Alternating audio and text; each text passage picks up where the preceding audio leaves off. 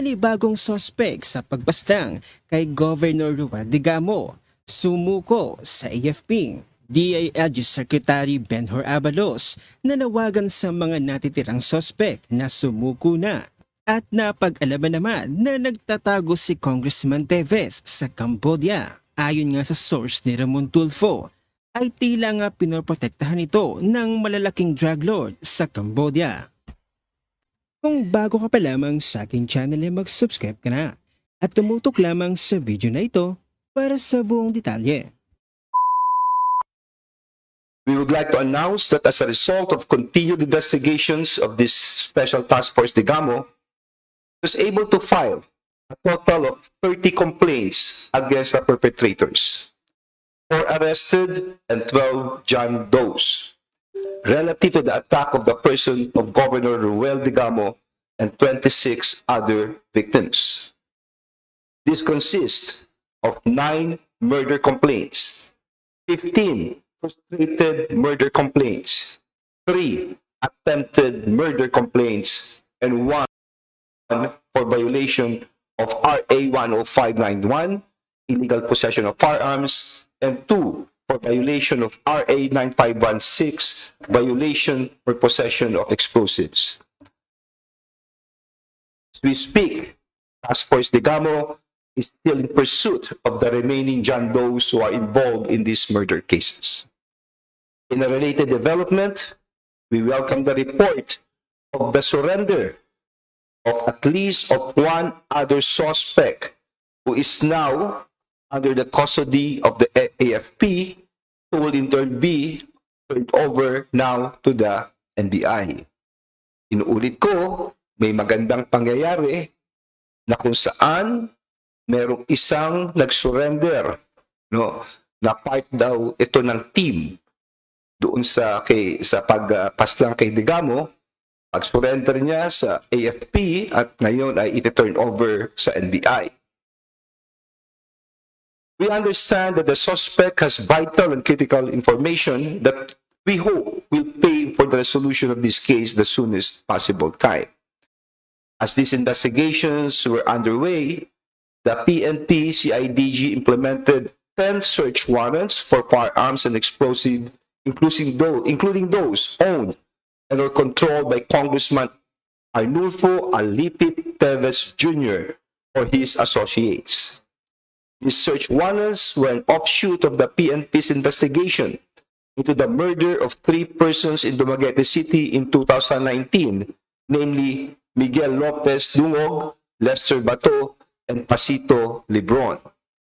The implementation of the search warrants resulted in the confiscation of 17 firearms and 2 explosives, the arrest of 6 persons associated with Congressman Teves Jr., subsequent thereto, criminal complaints for illegal possession of firearms and explosives were filed against Congressman Teves Jr. and the 6 arrested suspects. On March 17, 2023, the Department of Justice filed with the Regional Trial Court of Bayawan City 5 information for illegal possession of firearms and explosives against Heracleo Oray, Rodolfo Teves Maturan, Joseph Kyle Maturan, and Rolando Pablio. Meantime, the other complaint filed against Congressman Teves Jr.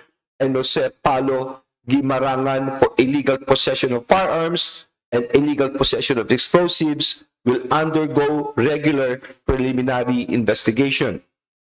On March 15, 2023, the PNP CIDG likewise filed 2 separate complaints against Congressman Teves Jr., Matthew Teves, and Axel Teves for illegal possession of firearms and illegal possession of explosives, and these cases are now undergoing preliminary investigation. The search warrant operations were conducted in accordance with the law and relevant procedures. Rest assured that we will present all evidence gathered, including captured footage from body-worn cameras, before the proper court.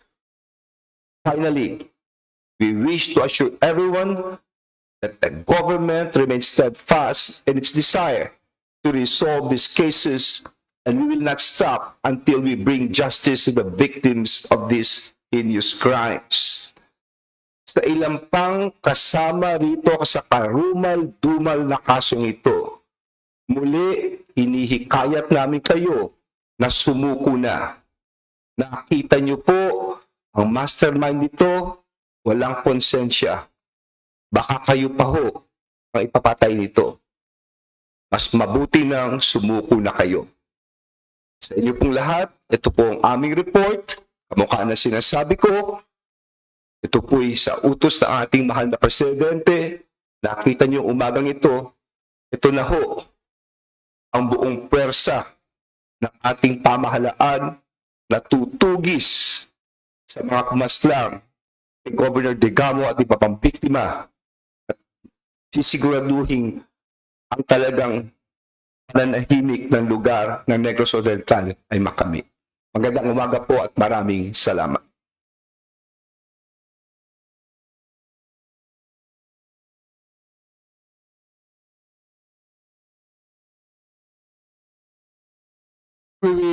We can open the floor to a few questions if you have any questions.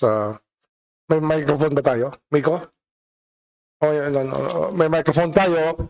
Please name your outfit before and then identify yourself when you ask a question. Good morning po, Salima Refran of GMA7.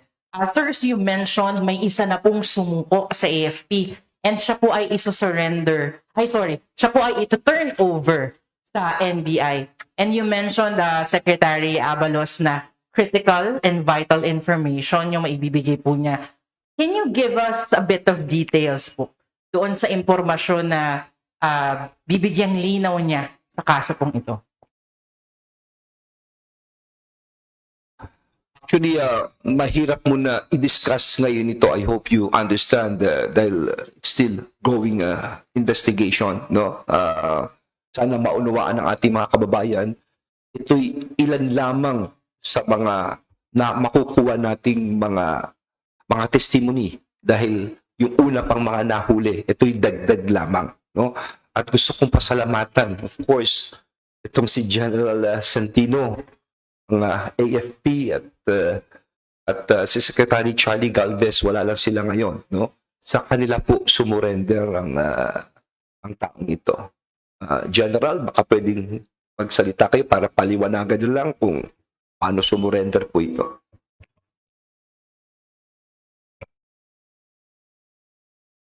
Magandang umaga po.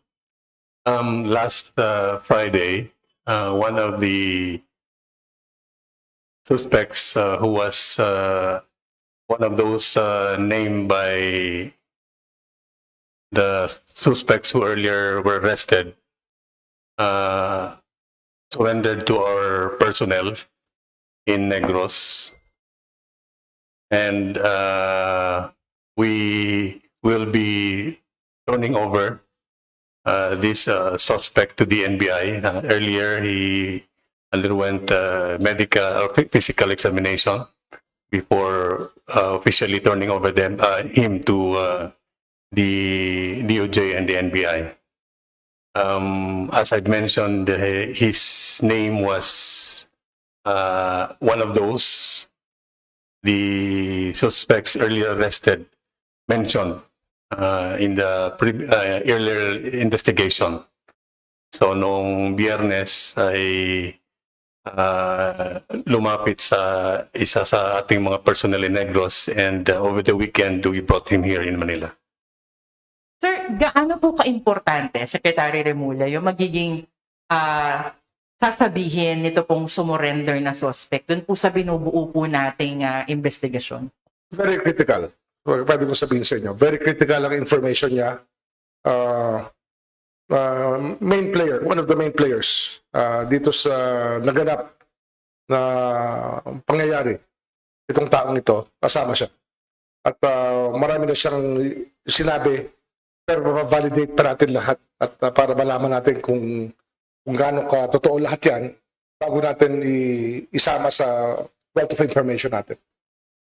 Tapos, Sir, yung mga sasabihin niya will eventually lead to more suspects and later on na nga po yung officially pagpa-file. Tama po ba? Aabot na tayo sa mastermind? Ngayon, yung mga sinasabi niya, number one, corroborates previous statements made given to us. And number two, he knows the other people who were involved. Kaya alam natin ang yung extent ng network. Kaya marami pa kaming persons of interest na hinahanap. Siguro more than a little more than 4 people more ang hinahanap natin. Siguro mga 8 pa ang hinahanap natin sa mga persons who may be involved in the crime. Sir, kaya na po niyang magturo hanggang dun po sa mismong nag-utos ng pagpatay kay Governor Digamo? Very possible. But we have to look at the information first. We have to interview him again. May initial interview na siya.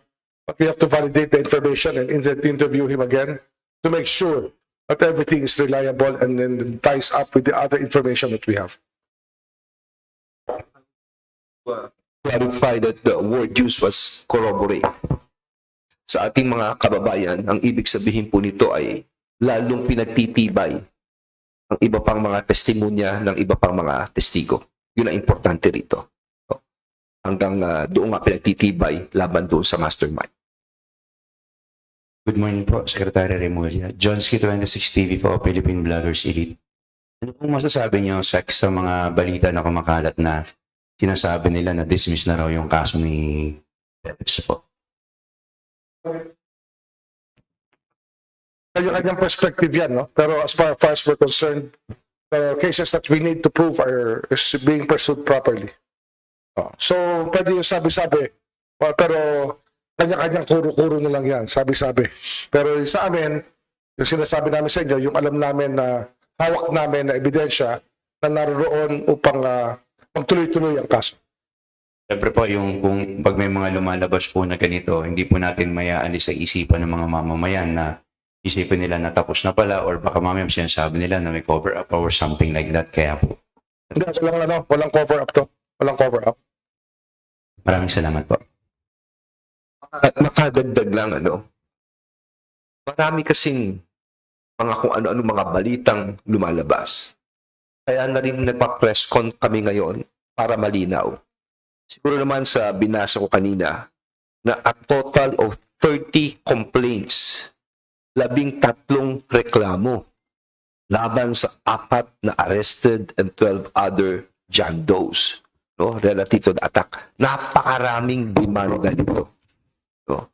Kaya sana tignan po natin ito at ina-assure ko sa inyo, kamukha na ina-assure namin lahat, na ang hustisya ay makakamtan dito. Tignan nyo naman ito, police, military, NBI, intelligence, buong gobyerno na ito. Hindi tayo papatalo rito. Makakamit natin ito. Kaya ang kalaban, parang lito na yan eh. Alam mo, in desperation, malilinlang na lang yan. Kaya sa ating mga kababayan, please, huwag kayo basta-bastang maniniwala. Magkakaroon kami parati ng press conference. Ang tatayo dito, no? Ang spokesperson ng PNP, ng AFP, NBI, DOJ, no? Tatayo. Para kung ano mga katanungan, kasagutin ng malinaw, objectively. Hindi yung mga kuro-kuro, chismis, paninira. Huwag po tayong ganon. Tandaan po ninyo, desperado na ito mga kalaban. Kaya nanlilito na lang ito kung ano-anong ginagawa nito.